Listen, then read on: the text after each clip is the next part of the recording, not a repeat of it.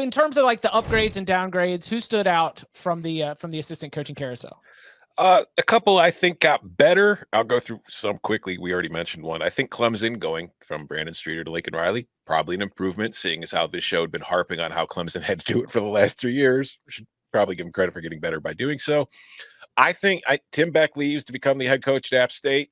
NC State replaces him with Robert Anae. I've been a Robert Anae guy for a few years now from his time at Virginia and then moving to Syracuse last year. I think NC State's offense will be a lot more interesting next year than it has been the last few years. And another one I think kind of under the radar. Oklahoma was bad in a lot of areas last year compared to what we typically see from Oklahoma. But one thing that stood out to me watching them was when you have seen all the guys that they have sent like first round picks from the receiver position. Watching Oklahoma last year, it was like Marvin Mims and nobody else. Like, and they had talented guys and they weren't really developing them and showing that kind of, production on the field. So Oklahoma has replaced LaDainian Washington with Emmett Jones, who was the receivers coach at Texas Tech. And if you watch Texas Tech, like they didn't have as much talent at the receiver position, but they had more productive receivers. I can't remember the kid's name, but he was a redshirt freshman last year. It's like a high three-star out of high school. He led the team in receiving. It was just they were getting the kind of production that I don't think Oklahoma should be getting from its receivers. So I think under the radar, that is a position coach move that I think will improve Oklahoma going into year 2. And then one where my gut feeling is they're going to get worse, and it's got nothing to do with the replacement. It's just I really liked what he was doing when he was in charge. Travis Williams, the defensive coordinator at UCF last year, leaving to become the defensive coordinator at Arkansas. I think that's going to hurt UCF. I know they promoted internally, so hopefully, if you're UCF, there won't be much of a drop-off there because he's kind of familiar. But I just think Travis Williams is really good and kind of like a rising star in the industry, so he might be hard to replace. Sorry, go ahead. I was going to say that's interesting because I actually had Arkansas as one of my staffs that I thought took a big hit. That's at least some positive in the overall equation here. But I think that when you lose Kendall Briles to TCU, replace him with Dan Enos, when you lose Barry Odom to go be the head coach at UNLV, when you lose multiple position coaches, some of them just resigning to go take jobs at lesser programs, I thought that the Arkansas was out here having to scramble a little bit more so than feeling like it was on the aggressive in the assistant coaching carousel. I had Arkansas as one of my staffs that I thought got worse in this cycle.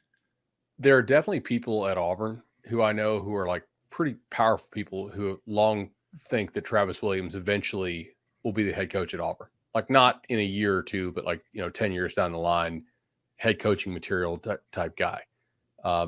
So I could definitely see that. Tom, if we can go back to your NC State one, I think I agree on Robert Anae. My only question here is that he really didn't start doing some of that stuff that he started to do at UVA until quarterback coach Jason Beck got there with him.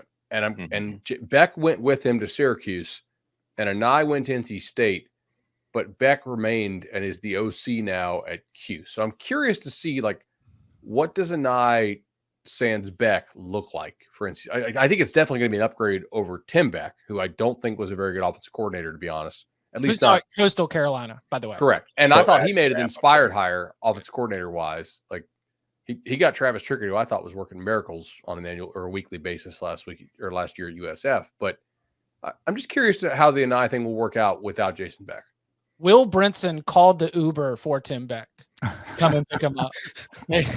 He was out there ready to go. And just congratulations, coach. This is just such a great opportunity for you. That Robert Anae comes in, but so does Brennan Armstrong. You've got the quarterback who was so productive at Virginia in that offense. And it's an interesting, I don't think that Ben Finley is going to be a part of the competition as much as MJ Morris, but you've got MJ Morris, who at times kind of flashed. I liked what he had. And then on the other end, you've got Brennan Armstrong. And, I think that those are two very good options for Anae that provides different, different abilities and really allow him to open up the playbook. I think that NC State's offense got a lot better. Also, you mentioned that Syracuse, Jason Beck promoted internally. Eyes closed. Does anybody know who the new defensive coordinator is at Syracuse? I know who they lost. Who was the new one? It was right out of the Dino Babers has been in college football for 1 billion years. He went and hired Rocky Long. Yeah. Oh, there we that's go. right. Well, that is scheme continuity though, With the with structure. losing Tony White, because you're still going to run some of that 3-3-5. Yeah. Does Syracuse play any option? You know where? teams Do you know next where year? Rocky Long was? He's in New Mexico. Exactly. Yeah. I sat down with him. So 2 tie-ins here, which is perfect because I sat down with Rocky Long. He is salty, old school, Yes. like the oldest of old school college football coaches who doesn't give a damn about anything else except coaching football. And he is like the godfather of the 3-3-5. So I think that's an interesting move for him. But that's actually when New Mexico, I was covering, their defense wasn't bad. They were so bad on offense. It was atrocious. The other thing, Travis Williams, sat down with him too in person. And I don't know if it was the juxtaposition after Gus Malzahn, who was maybe the worst production meeting I've had because he's just, yeah, no, yes, no. And then Travis Williams comes bouncing in the room and he's got all this energy. But I think I even told you guys after that game, I could not have been more impressed. And I would say rising star is exactly like the term I would use to describe him too. Like he has head coaching, like just it's in his future. You can see it. He's got like he'll win the press conference. He'll be outstanding in recruiting. And defensively, he was pretty impressive too. So I like that one. It's hard to say Arkansas got better because so much of the staff, it's both coordinators get pilfered. It's hard to say that. But I'll be rooting for Travis Williams, and I think he'll do okay. Jordan, I want you to take a note for the weekend of Saturday, September 23rd. Syracuse is playing Army. If Rocky Long is defensive coordinator, we are locking up Syracuse. He will shut down some option. Mm-hmm. What? So, go ahead. I'm kind of getting a little bit of must champion vibes out of Starkville. So obviously you had the tragic passing of Mike Leach, and they elevate Zach Arnett, who I really like as the defensive coordinator, into the head coaching role. And offensively, I wonder how much Zach Arnett hated working for Mike Leach, because you could not have found a more different offensive style, right? They go out and they get Kevin Barbay, who was at App State. And prior to that, he was with those like Lou Nichols Central Michigan teams. And they just want to run the ball, not every down, but damn near, compared to what you had in Starkville. And I'm curious, like in the Sun Belt, App has better personnel than most teams. Central Michigan had better personnel than most teams in the MAC, especially when he was there. Can you play bully ball at Mississippi State?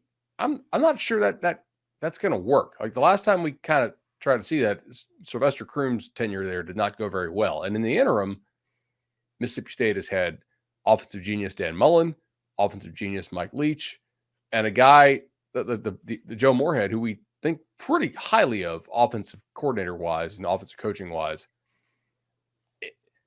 I'm interested to see what Kevin Barbay does. I hope I'm wrong about this, but it just seems like defensive coordinator, we're gonna run the ball like crazy vibes there right now based on this hire, and I'm skeptical.